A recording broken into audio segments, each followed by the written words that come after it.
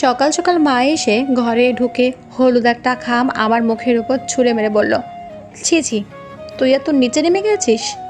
কিছু বুঝে ওঠার আগেই মা ঘর থেকে বের হয়ে দরজা সজোরে লাগিয়ে দিয়ে চলে গেল। আমি বিছানায় উঠে বসে খামের দিকে তাকালাম।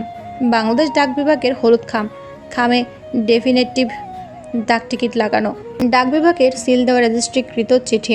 খামের এক পাশ খোলা। মা নিশ্চয় চিঠিটা পড়েছে। চিঠিতে সম্ভবত এমন কিছু লেখা আছে যা পড়ে ঘৃণার বহিঃপ্রকাশ স্বরূপ মা ছি করে গেল। খাম থেকে চিঠি বের না করে আমি প্রেরকের ঠিকানা চোখ দিলাম। প্রেরক অংশে লেখা, তানিয়া চৌধুরী, ভুইয়াবাড়ি, সিংহেশ্বর, ফুলপুর, ময়মনসিংহ। ময়মনসিংহে আমার পরিচিত কেউ থাকে না, পূর্বেও ছিল না। চিঠিকে পাঠালো বুঝতে পারছি না। প্রাপকের ঠিকানায় আমার পুরো নাম নির্ভুলভাবে লেখা আছে। বাবার নাম, বাড়ির নম্বর, রোড নম্বর সব লেখা আছে। অর্থাৎ চিঠি ভুল ঠিকানায় আসেনি। আমি খাম থেকে চিঠি বের করলাম। চিঠি লেখা হয়েছে নোটপ্যাডের সুন্দর একটি পাতায়, হাতের লেখা যথেষ্ট সুন্দর। চিঠিতে লেখা, প্রিয় মুনেম, আশা করছি ভালো আছো। তুমি বলেছিলে কখনো যেন তোমার সাথে যোগাযোগ করার চেষ্টা না করি। আমি কখনো যোগাযোগের চেষ্টা করিনি, নিতান্ত বাধ্য হয়ে চিঠিটা পাঠানো। ফোন নম্বর বদলেছ, তোমার বর্তমান ফোন নম্বর আমার কাছে নেই। একটা বিশেষ খবর পেয়ে লিখতে বসেছি। শুনলাম কিছুদিনের মধ্যে তুমি বিয়ে করছো। বিয়ের চূড়ান্ত কথাবার্তা হয়ে গিয়েছে। পাত্রীর নাম অহনা, বেশ সমৃদ্ধ পরিবারের মেয়ে। তুমি পারিবারিকভাবে বিয়ে করছো জানতে পেরে খুব খুশি হয়েছে। নিশ্চয় ভাবছো স্ত্রীর মর্যাদা পেতে এত কান্নাকাটি করলাম, তাহলে খুশি হলাম কেন? ভেবে দেখলাম সবার অজান্তে যেভাবে আমাদের বিয়ে হয়েছে সবার চোখে কেউ তা মেনে নেবে না। সবাই মেনে নিলেও আগের তুমিটাকে আমি আর ফিরে পাবো না। আমি যা পাইনি অন্য কেউ তা পাবে, সেজন্য খুশি হয়েছে। পুনশ্চ এক, তোমার ছেলের বয়স 2.5 বছর হলো। আমি ওর নাম রেখেছি তোকি। পুনশ্চ টু, চিঠির লেখার মূল উদ্দেশ্য, বিয়ের আগে তুমি আমাকে অবশ্যই মৌখিকভাবে ডিভোর্স দিয়ে যাবে। ফোনে বললেও হবে, ফোন নম্বর আগেরটাই আছে। চিঠি পড়ে হতভম্ব হয়ে গেলাম। এরকম অদ্ভুত চিঠি কে পাঠাতে পারে? কেউ কি আমাকে বিভ্রান্ত করার চেষ্টা চালাচ্ছে? তানিয়া নামের মেয়েটাকে, এটা কি তার ছদ্মনাম? আসলে নাম কি হতে পারে? আমি দ্বিতীয় এবং তৃতীয়বার চিঠি পড়ে বারান্দায় গিয়ে একটা সিগারেট ধরালাম। ভোররাত থেকে বৃষ্টি হচ্ছে। বাড়ির সামনে রাস্তায় ছাতা মাথায় লোকজন হেঁটে যাচ্ছে। চিঠির শব্দগুলো বারবার চোখের সামনে ভেসে উঠছে। কিছুদিন পর অহনার সাথে আমার বিয়ে।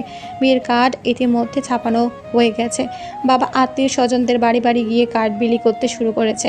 এমন সময় এরকম উদ্ভট চিঠি কে পাঠালো? আমি সূক্ষ্মভাবে পুরো বিষয়টা ঠান্ডা মাথায় ভাবতে শুরু করলাম। ময়মনসিংহে আমার পরিচিত কেউ থাকে না। তানিয়া নামের কাউকে আমি চিনি না। সুতরাং তানিয়া নামের কারো চিঠি পাঠানোর কথা না। চিঠিটা নিশ্চয় অন্য কেউ পাঠিয়েছে, যে আমাদের সম্পর্কে খুব ভালোভাবে জানে। কিন্তু কে? বন্ধুদের মধ্যে কেউ কি হতে পারে? সম্প্রতি আমার বাড়ি বদলে নতুন বাড়িতে উঠেছি। বন্ধুরা ছাড়া নতুন বাড়ির নম্বর, রোড নম্বর, বাবার পুরো নাম, আমার পুরো নাম কেউ জানে না। আত্মীয় স্বজনেরা যদিও বাবা এবং আমার পুরো নাম জানে, তবে নতুন বাড়িতে তারা এখন আসেনি। সুতরাং বাড়ির নম্বর তাদের জানার কথা না। বাড়ি বদলাবার সময় বন্ধুরা এসেছিল বলে ওরা বাড়ির নতুন ঠিকানা জানে। আমি মোটামুটি নিশ্চিত হলাম চিঠিটা বন্ধুদের মধ্যে কেউ একজন আমাকে ভড়কে দেবার জন্য নেহাতেই দুষ্টুমি করে পাঠিয়েছে। ছদ্মনাম হিসেবে তানিয়া চৌধুরী ব্যবহার করেছে। কাজটা বন্ধুদের মধ্যে যেই করেছে একদম ঠিক করেনি। ফাজলামির একটা ন্যূনতম সীমা থাকা প্রয়োজন। মা সচরাচর আমার কোনো কিছুতে হাত দেয় না। আজ হঠাৎই কে মনে করে চিঠি খুললো কে জানে। মা নিশ্চয় ভেবে বসে আছে তার ছেলে তাকে না জানিয়ে বিয়ে করেছে। সেই ঘরে আমার একটা বাচ্চা ছেলেও আছে। ছেলের নাম তোকি। বারান্দা থেকে ঘরে ঢুকে অফিসে যাবার জন্য আমি প্রস্তুত হয়ে ডাইনিংয়ে চলে গেলাম। মা গোমরা মুখে ডাইনিংয়ে বসে আছে। আমি চেয়ার টেনে বসলাম। এতে তার কোনো ভাবান্তর হলো না। সে এক দৃষ্টিতে টেবিলের দিকে তাকিয়ে আছে। আমি বললাম, মা, চিঠিটা যে পাঠিয়েছে তাকে আমি চিনি না। মা কিছু না বলে চুপ সেন মুখে বসে রইল। তার চোখে মুখে তীব্র দ্বিধাদ্বন্দ্বের স্পষ্ট ছাপ দেখা যাচ্ছে। আমি মার চোখে চোখ রেখে বললাম, দেখো, তানিয়া নামের কাউকেই আমি চিনি না। এসব তো দূরের কথা। মা গম্ভীর গলায় বলল, পরিচয় না থাকলে এই মেয়ে এরকম চিঠি পাঠালো কেন? নাম ঠিকানা জানলো কি করে? আমার মনে হচ্ছে এসব আমার কোনো বন্ধুর কাজ। নিচক ফাজলামো করে চিঠিটা পাঠিয়েছে। ফাজলামো করে এমন চিঠি কেউ পাঠায়? ভাগ্যিস কি মনে করে খাম খুলে চিঠিটা পড়েছিলাম, নাহলে তো জানতামই না আমার ছেলে। ছি ছি, তুমি আমার কথা বিশ্বাস না করে সাধারণ একটা চিঠির কথা বিশ্বাস করলে? চিঠিটা তো যে কেউ পাঠাতে পারে। ঠিকানা জোগাড় করা কি এমন কোনো কঠিন ব্যাপার? যে চিঠি পাঠিয়েছে তাকে ধরে নিয়ে আয়, তারপর বুঝবো তুই এসব করিসনি। মা ডাইনিং থেকে উঠে নিজের ঘরে চলে গেল। নাস্তা না করে আমি বাসা থেকে বের হলাম। মনটা খুব খারাপ হয়ে আছে। ফাজলামো করার এত এত বিষয় থাকতে বন্ধুরা স্পর্শকাতর একটা বিষয় নিয়ে ফাজলামো করছে। ফাজলামো করা কি উচিত? অফিস থেকে বাড়ি ফেরার সময় মনিরের চায়ের দোকান হতে আসতে হবে। বন্ধুদের সবাইকে ওখানে পাওয়া যাবে। অফিসের কাজে চাপ অত্যধিক। বিয়ের জন্য আগাম ছুটি নিয়ে রেখেছি। সব কিছু গুছিয়ে নেওয়া প্রয়োজন। রাকিবকে 1 কাপ কফি দিতে বলে আমি ডেস্কে গিয়ে বসলাম। কিছুক্ষণের মধ্যে অফিসের সহকর্মী ফিরোজ ভাই আমার ডেস্কে উকি মেরে বললেন, মুনেম ভাই, শুনলাম বিয়ের জন্য নাকি অগ্রিম ছুটি নিয়েছেন। আমি বললাম, হ্যাঁ, লম্বা ছুটি নিয়েছি। ফিরোজ ভাই উৎসুক চোখে আমার দিকে তাকিয়ে জিজ্ঞাসা করলেন, পাত্রীর বৃত্তান্ত কি? মেয়ের নাম কি? অহনা। বাহ, খুব মিষ্টি নাম। দেখতেও নিশ্চয়ই খুব মিষ্টি। তো ভাবে কি করেন? পড়াশোনা নাকি অন্য কিছু? মাস্টার্স শেষ করেছে, আপাতত কিছু করছে না। বয়স তো মনে হচ্ছে কাছাকাছি। হ্যাঁ, সমবয়সী। আগে থেকে জানাশোনা নাকি ভাই? না ভাই। ও আচ্ছা ভাই, এ ব্যাপারে পরে চা খেতে খেতে গল্প করব। অনেক আর জমা পড়ে আছে, এখন যাই। ফিরোজ ভাই চলে যেতেই রাকিব মগ ভর্তি কফি টেবিলে রেখে হাসি মুখে জিজ্ঞাসা করলো, ভাইয়া আর কিছু লাগবে? আমি বললাম, আর কিছু লাগবে না, তুমি বসো, কথা আছে। রাকিব আমার পাশের চেয়ারে এসে বসলো। অফিসের সবাইকে রাকিব স্যার বলে ডাকে। আমাকেও স্যার বলে রাখতো, কিন্তু ব্যাপারটা আমার ভালো লাগতো না। তাই আমি ওকে বলেছি আমাকেও যেন ভাইয়া বলে রাখে। কি সুন্দর ফর্সা ঝকঝকে চেহারা, চোখে ধ্রুব মায়া, মুখে সবসময় মিষ্টি একটা হাসির প্রলেপ লেগে থাকে। রাকিব যাই পরিধান করে তাতেই ওকে সুন্দর লাগে। ছেলেটাকে পিওর পদে ঠিক মানায় না। এরকম ছেলের বাংলা চলচ্চিত্রে অভিনয় করা উচিত। রাকিবের আরেকটা বিষয় হচ্ছে ওর বুদ্ধি অসাধারণ। পড়াশোনা করেছে ডিগ্রিতে, পাশাপাশি অফিসে চাকরি করছে। এতটুকু একটা ছেলে পুরো সংসারের ভার মাথায় নিয়েছে। কফির কাপে চুমুক দিতে দিতে আমি রাকিবকে জিজ্ঞাসা করলাম, দিনকাল কেমন যাচ্ছে রাকিব? ভালো ভাইয়া। পড়াশোনা ঠিকঠাক চলছে তো? জি ভাইয়া। শুনেছ না আমার সামনে বিয়ে? জি ভাইয়া, শুনেছি। তুমি কিন্তু অবশ্যই আসবে। আচ্ছা ভাইয়া। আমি পকেট থেকে 2000 টাকা বের করে রাকিবের পকেটে ঢুকিয়ে দিয়ে বললাম, এটা দিয়ে নতুন জামা কাপড় কিনবে কেমন? রাকিব লজ্জা পেয়ে বলল, ভাইয়া আমার তো কাপড় আছে, তাতে কি হয়েছে, আরও কিনবে।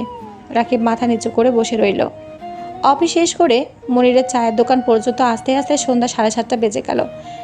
বন্ধুদের মধ্যে রবিন বাদে ফয়সাল, রাফি, সুজন সবাই আছে।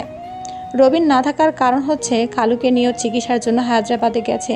সবাই ক্যারাম বোর্ড খেলায় ব্যস্ত। আমি ওদেরকে উদ্দেশ্য করে জিজ্ঞাসা করলাম, দোস্ত, চিঠিটা কে পাঠিয়েছিস?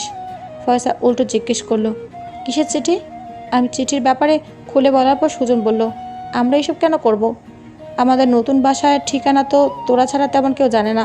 সত্যি করে বল, কে পাঠিয়েছিস? ফয়সাল বলল, তুই আমাদেরকে সন্দেহ করিস? দেখ, আমি খুব চিন্তায় আছি। যদি করে থাকিস তাহলে বলে দে। বাসায় এ নিয়ে মা খুব রেগে আছে।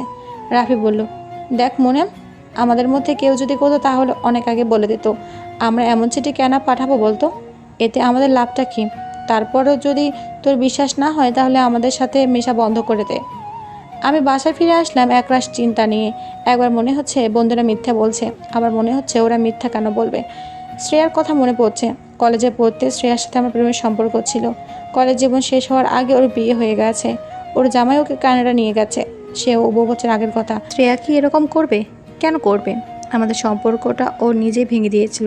সুতরাং শ্রেয়া এমনটা করছে ভাবা একেবারে যুক্তিহীন। কেউ একজন নিশ্চয়ই নিজেকে আড়াল রেখে মজা করছে। এসব নিয়ে ভেবে ভেবে মাথা খারাপ করে কী লাভ? সময় হলে এমনিতেই নিজে থেকে সব বলে দেবে। সপ্তাহখানে চলে গেল। গতকাল খালাতো মামাতো ভাই বোনেরা আমাদের বাসায় চলে এসেছে। সকাল সকাল একসাথে বিয়ের কেনাকাটা করতে যাব। আমি জামা কাপড় বদলে প্রস্তুত হচ্ছি, এমন সময় ফোন বেজে উঠল। আমি ফোন হাতে নিয়ে দেখলাম অপরিচিত একটা নাম্বার থেকে ফোন এসেছে। ফোন ধরতে ওপাশ থেকে কেউ একজন জিজ্ঞেস করলো, আপনি কি মনে বলছেন? আমি বললাম, হ্যাঁ স্যার, আপনার একটা পার্সেল আছে। আমি আপনাদের ফ্ল্যাটের সামনে আছি, একটু আসুন। আচ্ছা, আসছি। কোরিয়া থেকে 22 কি 23 বছরের একটা ছেলে এসেছে। আমাকে দেখে সে জিজ্ঞেস করলো, স্যার আপনি মুনেম? আমি বললাম, হ্যাঁ। কি এসেছে? একটা ছোট প্যাকেটে একটা রিসিপ্ট পেপার এগিয়ে দিয়ে সে আমাকে বলল, স্যার একটা স্বাক্ষর করে দিন। আমি স্বাক্ষর করে প্যাকেট নিয়ে চুপচাপ ঘরে ঢুকে দরজা বন্ধ করে দিলাম। পার্সেল পাঠিয়েছে তানিয়া নামের মেয়েটি। আমি দ্রুত প্যাকেট খুললাম। প্যাকেট খুলতেই ভেতরে একটা চিঠি আর একটা এনভেলপ পেলাম। চিঠিতে লেখা, তুমি কি সব কিছু ভুলে গেছো? অনেকদিন আগের কথা ভুলে যেতেই পারো। তোমার আমার বেশ কিছু স্পর্শকাতর ছবি আমার কাছে খুব যত্ন করে রাখা আছে। অতি শীঘ্র তুমি যদি আমাকে ডিভোর্স না দাও তাহলে ছবিগুলো তোমার হবু শ্বশুরবাড়িতে পাঠানো হবে। ইনভেলাপে ত্বকের কিছু ছবি দিলাম। আমি ইনভেলাপ খুললাম।